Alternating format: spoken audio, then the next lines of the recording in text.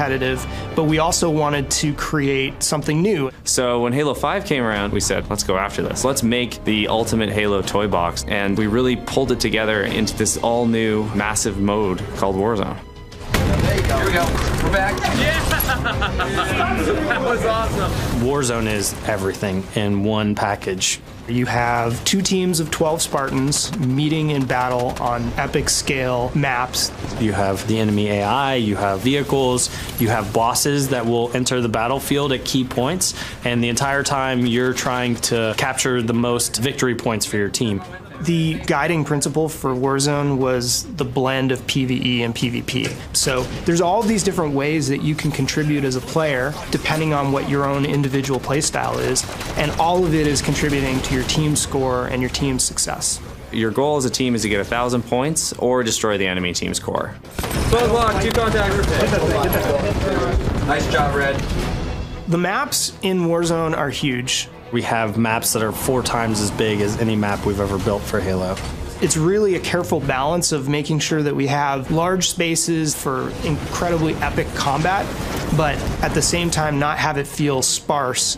When you start a match of Warzone, your base is overrun by enemy AI. You have to clear your home base out. And when you go out into the war zone, you have all these choices at your disposal. It's like, do I want to go and capture a base, or do I want to go and do combat with a boss? Each team on their side of the map has an armory. And then we've got a garage right in the center. The main advantage of the garage is that it is a place that's further ahead in the battlefield where you can spawn vehicles. If you can manage to capture the 3 objective bases that are on the map, that allows you to then access their base and destroy the power core that's at the center. I need help in the corner. Watch on that corner. Wow, they're on our core already. It's a way for a team that might be out of the battle to come back from near defeat and score that last second victory.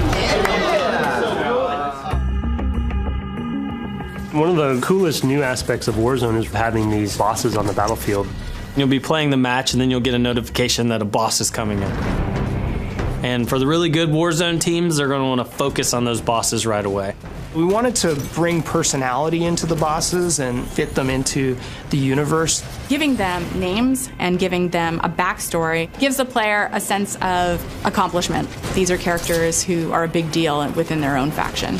You've got Baron Sharome, who's patrolling over the battlefield in his Banshee, and when he comes out, that's a moment. When he spawns, everyone's like, Baron's out, Baron's out! And everyone's running over, right, and trying to get the Baron first. You're going to then have to decide in this boss fight, do I focus on killing the boss, or do I focus on trying to fight the other team off of the boss? There's certain points in the match where that next big legendary boss kill is going to determine who wins the game. We wanted there to be a sense of balance in there for what power items are able to be brought in at what times. Everyone goes into Warzone and they want 3 sniper rifles, 4 scorpions. How do we handle it? How do you balance it? The requisition system is a brand new reward system. It lets you become more powerful as the game progresses. Everything that you're doing, all the kills that you're scoring, capturing bases, all of those things are helping you gain additional rec levels. So within your home base and each one of the 3 objective bases on every Warzone map, you have requisition stations. If the player has rec cards in their inventory, then they can go to the terminal and use those cards to get all of the best items from the Halo sandbox. Rec cards you earn through any type of multiplayer experience. So if you're playing Arena or you're playing Warzone, we will be giving you rec packs as you go up the ranks.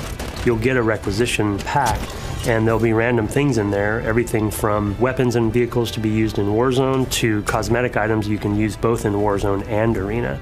So as I level up within the match, I get access to the higher level cards that are in my inventory, and I can use that Scorpion card or that Banshee or that rocket launcher. No more like fighting for that one spot on the map where the Scorpion tank spawns. No, I bring my Scorpion tank in with me in my rec collection.